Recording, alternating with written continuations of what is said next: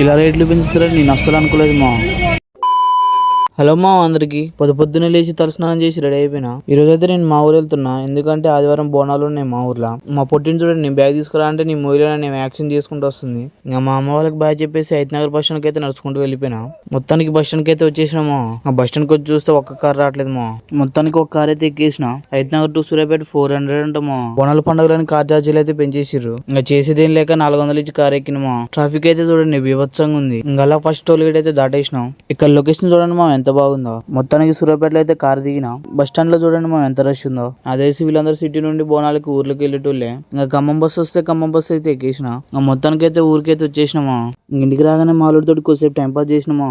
మా పోరగాళ్ళందరూ ఎందుకు చేస్తారని పోయి చూస్తే చూడండి మా వాళ్ళు ఏం చేస్తారు. మీరే పైసలాట అయితే ఆడుతారు మా వాళ్ళందరూ. చిన్నప్పుడు మీరు కనుక ఈ పైసలాట ఆడుంటే కామెంట్ చేయండి మా. ఇంకా నవీన్ బాయ్ దగ్గరికి వచ్చేసి 20 రూపాయలు సమోసాలు తీసుకొని నేను మా వాడు మా బావ అయితే తినేసినాం. ఇంకా సమోసా తినేసి దాబాకి అయితే బయలుదేరినాం మా బిర్యానీ తిందామని. ఇంకా ఫ్రై పీస్ బిర్యానీ అయితే ఆర్డర్ పెట్టుకుని అయితే ఫుల్ గా తినేసినాం. బిర్యానీ అయితే సూపర్ గా ఉంది మా.